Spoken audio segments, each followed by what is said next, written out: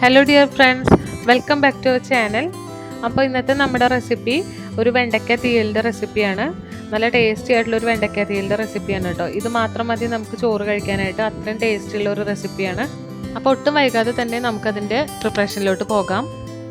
അപ്പോൾ അതിനായിട്ട് ഞാനിവിടെ 1 കപ്പ് തേങ്ങയാണ് എടുത്തിട്ടുള്ളത്. നമുക്ക് ആദ്യം തന്നെ ഇതൊന്ന് വറുത്തെടുക്കണം. അതിനായി ഞാനതൊരു പാനിലേക്ക് ഇട്ട് കൊടുത്തിട്ടുണ്ട്. അതിലേക്ക് ഒരു 2 അല്ലി വെളുത്തുള്ളിയാണ് ചേർത്ത് കൊടുക്കുന്നത്.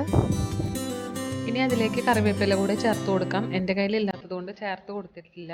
ഇനി ഇതൊരു മീഡിയം ഫ്ലെയിമിലിട്ട് നമുക്കിതൊന്ന് നന്നായി വറുത്തെടുക്കാം.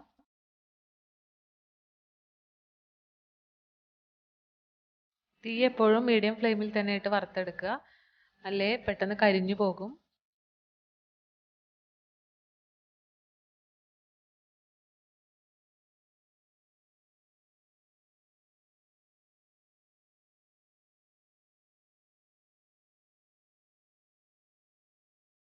തേങ്ങ വറുക്കുന്ന സമയം കൊണ്ട് നമുക്ക് തീയിലേക്ക് ആവശ്യമായ പുളി ഒന്ന് വെള്ളത്തിലിട്ട് വയ്ക്കാം.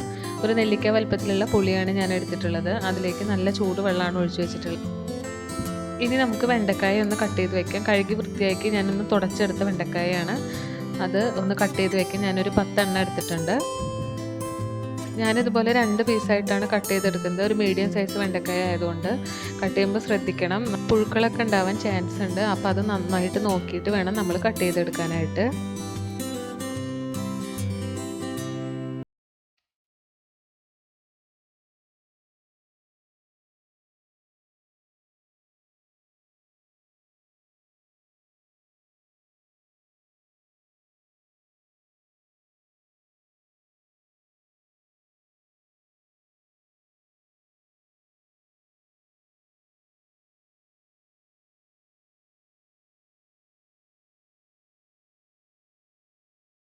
അങ്ങനെ നമ്മുടെ എല്ലാ വെണ്ടക്കായും കട്ട് ചെയ്തെടുത്തിട്ടുണ്ട്.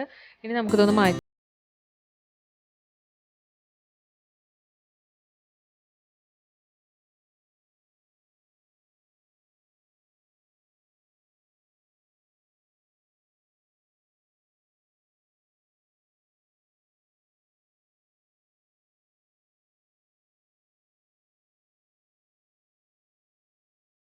കളർ മാറി വന്നിട്ടുണ്ട്. ഇനി നമുക്കിതിലേക്ക് പൊടികൾ ചേർത്ത് കൊടുക്കാം. തീ ലോ ഫ്ലെയിമിലാക്കിയിട്ട് വേണം പൊടികൾ ചേർത്ത് കൊടുക്കുക, അല്ലെങ്കിൽ പെട്ടെന്ന് കരിഞ്ഞു പോകും. 1 ടീസ്പൂൺ മഞ്ഞൾപ്പൊടിയാണ് ചേർത്ത് കൊടുത്തിട്ടുള്ളത്. ഇനി അതിലേക്ക് 2 ടേബിൾ സ്പൂൺ മല്ലിപ്പൊടി ചേർത്ത് കൊടുക്കാം.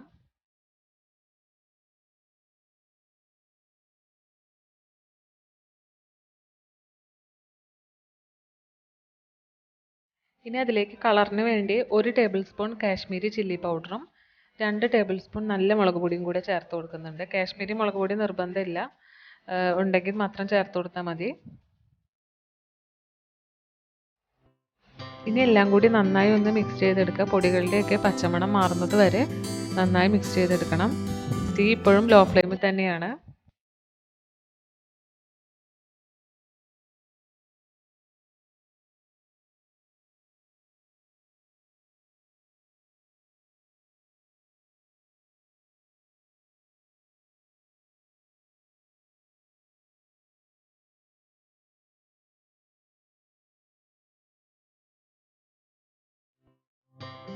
ഇനി നമുക്ക് തീ ഓഫ് ചെയ്ത് വെക്കാം. തണുത്തതിന് ശേഷം മാത്രം അത് അരച്ചെടുക്കാം.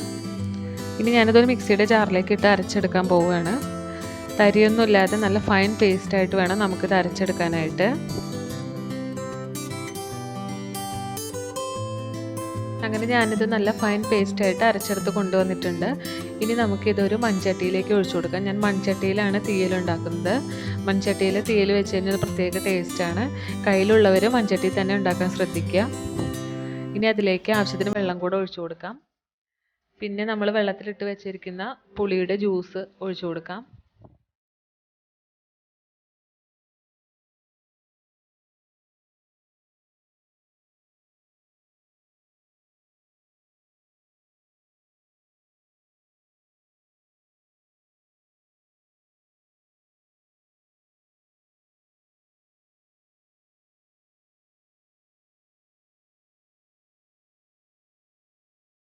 ഇനി എല്ലാം കൂടെ നന്നായി ഒന്ന് മിക്സ് ചെയ്തെടുക്കാം.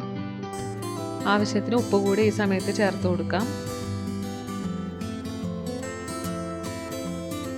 ഞാൻ അല്പം കൂടെ വെള്ളം ചേർത്ത് കൊടുക്കുന്നുണ്ട്. എനിക്ക് വെള്ളം കുറച്ച് കുറവായി തോന്നി. ഇനി നമുക്കിത് നന്നായി തിളപ്പിച്ചെടുക്കണം. അടച്ച് വെച്ച് ഹൈ ഫ്ലെയിമിലിട്ട് തിളപ്പിച്ചെടുക്കാം. തിളച്ചതിന് ശേഷം ലോ ഫ്ലെയിമിൽ വേവിച്ചെടുക്കാം. ഇനി ഇതൊന്ന് തിളച്ച് വരുന്ന സമയം കൊണ്ട് നമുക്ക് നമ്മുടെ വെണ്ടയ്ക്ക ഒന്ന് വഴറ്റിയെടുക്കണം. അതിനായി ഞാനൊരു പാൻ വെച്ച് കൊടുത്തിട്ടുണ്ട്. അതിലേക്ക് 1 ടേബിൾ സ്പൂണോളം വെളിച്ചെണ്ണ തന്നെ ഒഴിച്ചു കൊടുക്കണം.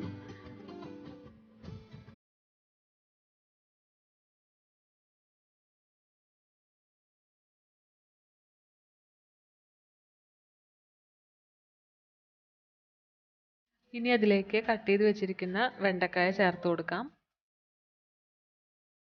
ഇനി ഒരു മീഡിയം ഫ്ലെയിമിലിട്ട് നമുക്കിതൊന്ന് വഴറ്റിയെടുക്കാം.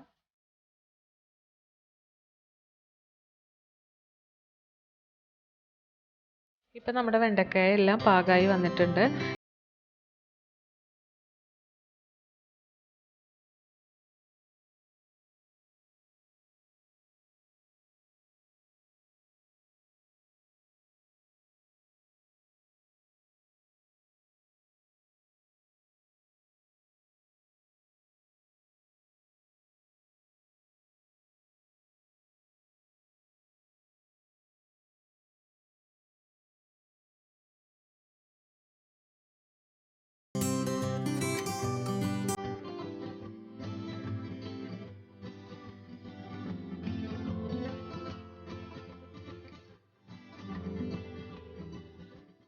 ഇനി നമുക്കിത് മൂടി വെച്ച് ഒന്ന് കുക്ക് ചെയ്തെടുക്കാം.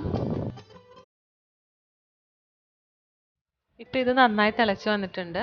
ഇനി നമുക്കത് ലോ ഫ്ലെയിമിലാക്കിയതിന് ശേഷം കുറച്ച് സമയം അടച്ചു വെച്ച് തന്നെ കുക്ക് ചെയ്തെടുക്കാം.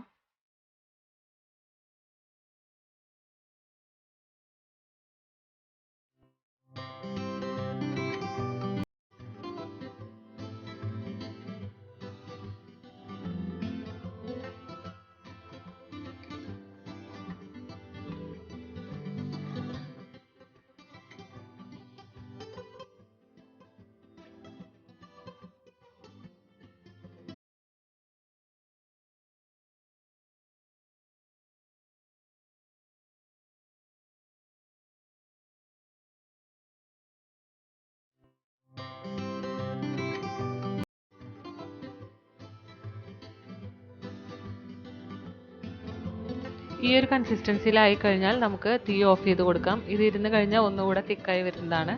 അതുകൊണ്ട് നമുക്ക് ഇപ്പോൾ തന്നെ തീ ഓഫ് ചെയ്ത് കൊടുക്കാം.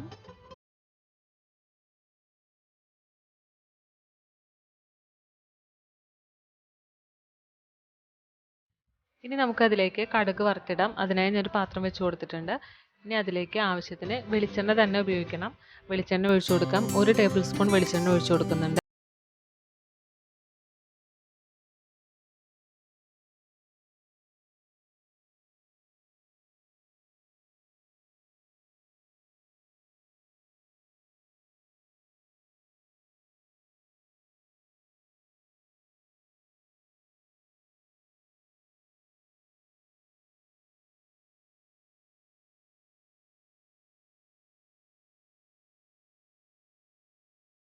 ഇതിലേക്ക് ഉണക്കമുളക് കൂടെ ചേർത്ത് കൊടുക്കാം.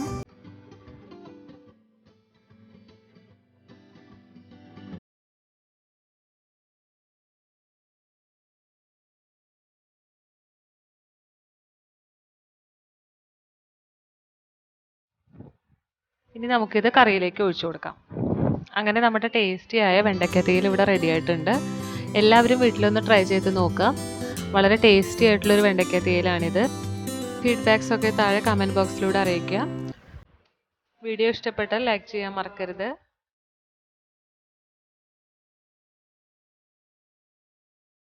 Thank you for watching my video. Please subscribe my channel.